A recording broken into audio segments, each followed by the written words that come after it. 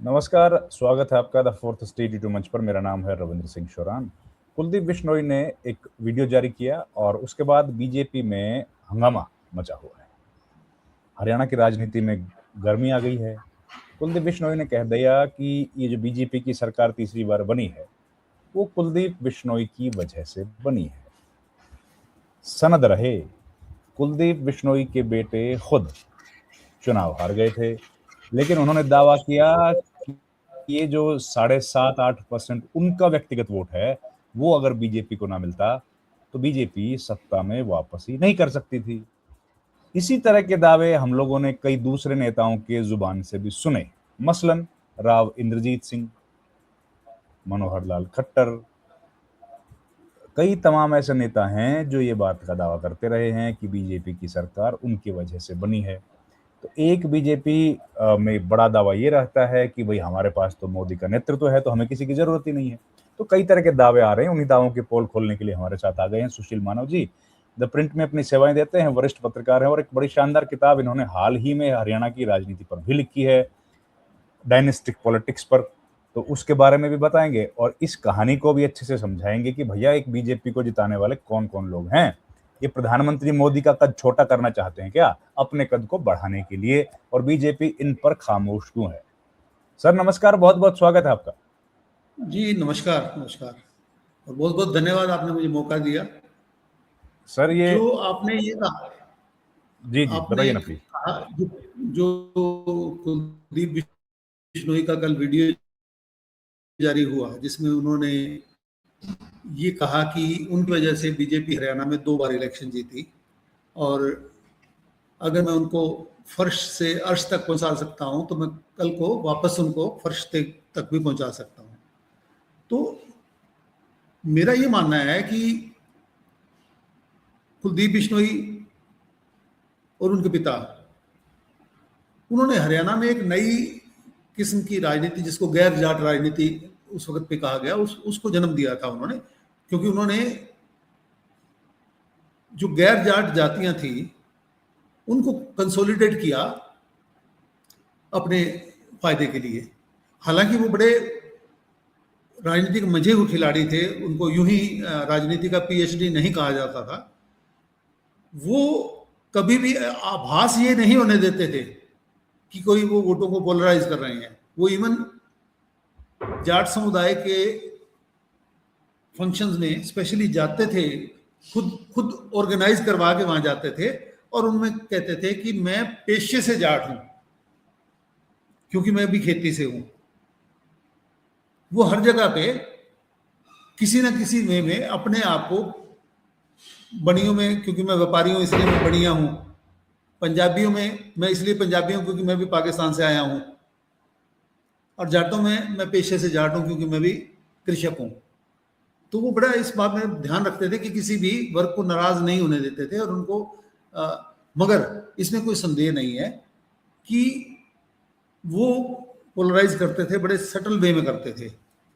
तो अब रही बात कि कुलदीप बिश्नोई ने क्या वाकई बीजेपी को 2 बार जितवाया, और वैसे देखा जाए तो राव इंद्रजीत सिंह भी यही दावा करते हैं।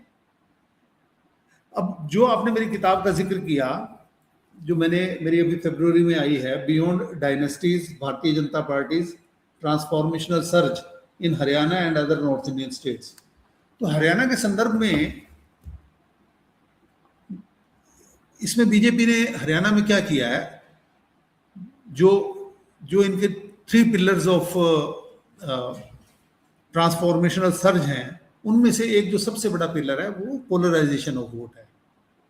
क्योंकि 48 साल में से 36 साल से अधिक हरियाणा में जाट सीएम रहे, तो उन्होंने जाट वर्ग के खिलाफ नॉन जाट्स को पोलराइज किया, उनको इकट्ठा किया, और बाई चांस उन्हीं में कुलदीप बिश्नोई का भी वोट बैंक है और राव इंद्रजीत सिंह का भी वोट बैंक है नॉन जाट में। अब राव इंद्रजीत उन्होंने अपनी जो कार्ड्स खेले, मैं ये कहूंगा जो उन्होंने अपने पत्ते खेले, वो सही टाइम पे भांपते हुए वो सही पार्टी में आ गए, जिसकी वजह से जो उनका वोट बैंक था वो उनके साथ रहा, क्योंकि बीजेपी उसी वोट बैंक को और ज्यादा मास्टरी से पोलराइज कर रही थी, और ये भी क्योंकि उसी का हिस्सा बन गए तो उनके साथ इंटैक्ट रहा। जबकि कुलदीप बिश्नोई के पास वो मौका था, मगर वो राव इंद्रजीत तो रादर बाद में आए कांग्रेस छोड़ के और बीजेपी में। ये तो पहले से बीजेपी के साथ अलायंस में थे। और जब ये, मुझे ध्यान है, जब ये लोकसभा की 2 सीटें इनको मिली थी, दोनों हार गए थे, हिसार और सिरसा, तो इनको एक ऑप्शन दिया गया था कि आप अपने आप पार्टी को बीजेपी में मर्ज कर लीजिए, जो कि आज भी देखा जाए तो वो बीजेपी के साथ मर्ज हैं। वो उन्होंने इनकार कर दिया था। अब आप देखिए कि एक पार्टी भयानक आंधी की तरह मई के अंदर पूरे देश में आ चुकी है, सबको दिख रहा है कि वो पार्टी पावर में आने आएगी। उस वक्त इनके पास मौका था कि अपने आप को उसमें मर्ज कर लेते।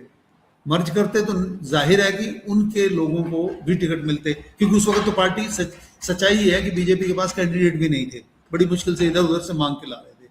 मगर उन्होंने उस वक्त, मैं ये कहूँगा, अपरिपक्वता का परिचय दिया और वो अलग हुए। उन्होंने अलग से चुनाव लड़ा और वो सिर्फ मियाँ बीबी दोनों जीते।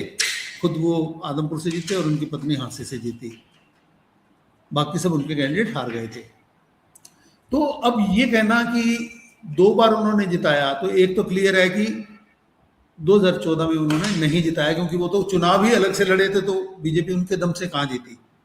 बीजेपी ने उनके वोट बैंक पे अपना कब्जा किया, और उसका कारण ये था क्योंकि बीजेपी के पक्ष में क्योंकि बीजेपी ने पोलराइज किया था वोटों को, जो कि इन वाले पोलराइजेशन से बड़ा था, और ये उस धारा में शामिल होने का मौका चूक चुके थे। तो इसलिए ये नहीं, तो राव इंद्रजीत कह रहे हैं हमने जिता दिया सर, ये कह रहे हैं हमने जिता दिया। मैं वही कह रहा हूं कि राव इंद्रजीत सिंह अगर 2014 में अगर वो बीजेपी में ना आते तो उनका भी वोट बैंक बिखर जाता, उनके हाथ से निकल जाता। अब आप ये देखिए ना, बादशाहपुर असेंबली सीट जो गुड़गांव का गुड़गांव जिले में है, और बल्कि गुड़गांव का एक बहुत बड़ा पार्ट उसी में आता है, उसके जितने भी गांव हैं सारे यादव डोमिनेटेड गांव हैं। वहां पे राव इंद्रजीत के दूर विरोधी इलेक्शन लड़ते हैं और जीतते हैं। 2014 में भी जीतते हैं, 2024 में भी जीतते हैं। तो बताओ उसमें फिर वो उनको कैसे रोक तो नहीं पाए ना उनको। सवाल ये है कि जो बीजेपी की पोलराइजेशन है उसके अंदर जो नॉन जाट वोट्स हैं उनकी पहली चॉइस बीजेपी है। अगर उनके साथ कुलदीप बिश्नोई जुड़े हुए हैं तो उसका उनको भी फायदा मिल रहा है, अगर राव इंद्रजीत जुड़े हुए हैं तो उनको भी फायदा मिल रहा है। तो फिर ये किस मुंह से वोट मांगने जाएंगे सर, आप ऐसा कह रहे हो? तो ये लोग तो, राव इंद्रजीत तो सब जगह कहते फिरते हैं कि मेरी वजह से सरकार बनी है, आप कह रहे हैं कि इनकी कोई वैल्यू है ही नहीं, आप तो इनको बिल्कुल जीरो कर देंगे सर।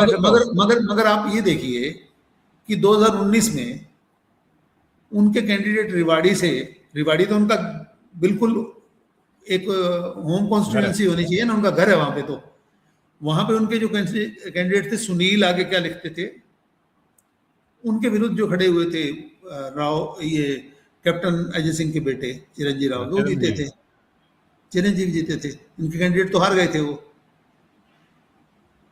नहीं तो मतलब आप ये कह रहे हैं कि ना तो राव इंद्रजीत के बस की बात है बीजेपी को जिताना, ना कुलदीप बिश्नोई के बस की बात है, तो कौन जिता रहा है सर फिर? देखिए बीजेपी, जो मैं आपको बता रहा था ना, बीजेपी जो मेरी इस किताब में सब डिटेल्स में मैंने दिया है, इसके अंदर पोलराइजेशन, माइक्रो मैनेजमेंट, इससे बढ़िया माइक्रो मैनेजमेंट मुझे नहीं लगता कि सारे वर्ल्ड में कोई भी पॉलिटिकल पार्टी करती होगी। आपके हर पन्ने के ऊपर आपका एक आपने अधिकारी रखा हुआ है, पन्ना प्रमुख, उसके बाद आपने बूथ के अंदर त्रिदेव रखे हुए हैं, एक एक वोटर की जानकारी एक एक वोटर तक पहुंच है इनकी, ठीक है। तो उनका कहाँ मुकाबला कर। बीजेपी का जो अपना, खासतौर पे जब 2014 के बाद जब से मोदी ने ये चार्ज संभाला है, बीजेपी ने जिस तरीके से इलेक्शन लड़े हैं ना, तो वो तो अपने आप में एक किसी भी पॉलिटिकल साइंस के विद्यार्थी के लिए एक रिसर्च का विषय है, मैं मानता हूँ। और आपने खारिज कर दिया ना सर कुलदीप बिश्नोई और इंद्रजीत को। देखिए, इसमें कोई संदेह नहीं है कि राव इंद्रजीत और कुलदीप बिश्नोई के जो पिता थे चौधरी भजनलाल जी, और राव इंद्रजीत सिंह के पिता जो राव वीरेंद्र सिंह, बहुत बड़े नेता थे हरियाणा के, और दोनों राज्य के मुख्यमंत्री भी रहे हैं, तो इसमें कोई संदेह नहीं है कि बड़े नेता थे। बट मैं ये कह रहा हूं कि आज जो उनका वोट बैंक है वही वोट बैंक बीजेपी का भी है, और बीजेपी का जो एक कद और बीजेपी का जो एक प्रोफाइल है वो इनसे बहुत बड़ा है। आप खुल के नहीं बोल पा रहे हैं सर। मैं वही कह रहा हूं जो आप कहना चाह रहे हैं, दावा गलत है ना सर, ये दावा ठीक नहीं है ना। दावा दावा मैं क्या कह रहा हूं, दावा इस हद तक गलत है कि बीजेपी के साथ वो हैं तब भी और बीजेपी के साथ वो नहीं है तब भी, बीजेपी को तो वो वोट बैंक मिलना ही था, पड़ता नहीं है। तो मतलब ये आप सही कह रहे हैं। तो वो अपने आप को ज्यादा बढ़ा चढ़ा के बता रहे हैं। तो राव इंद्रजीत को जो पद दे रखा है ठीक है उनके लिए, और कुलदीप बिश्नोई को जो दे रखा है वो उनके लिए ठीक है। वो तो बीजेपी और उनके बीच की बात है, किसको क्या मिलना है, क्या मिलना चाहिए। मगर मैं ये कह रहा हूं कि बीजेपी में आज की डेट में कोई भी इंडिस्पेंसिबल नहीं है, ये तो हर किसी को पता होना चाहिए। हाँ, तो इसलिए जिस पद पे जहां बैठे रहो भैया, नहीं तो घर बैठना पड़ेगा। ये देखिए, जब राजस्थान सबसे पहले जब मध्य प्रदेश के इलेक्शन हुए तो पता लग गया कि जो वहां के मुख्यमंत्री थे चौहान, जो अभी कृषि मंत्री शिवराज चौहान, वो इंडिस्पेंसिबल नहीं थे बीजेपी के। उसको राजस्थान का आया तो वसुंधरा इंडिस्पेंसिबल नहीं थी। तो इंडिस्पेंसिबल कोई भी नहीं है, चाहे वो राव इंद्रजीत हैं चाहे वो कुलदीप बिश्नोई है। जी सर, चलिए सर, बहुत धन्यवाद आपका, थैंक यू वेरी मच। धन्यवाद जी।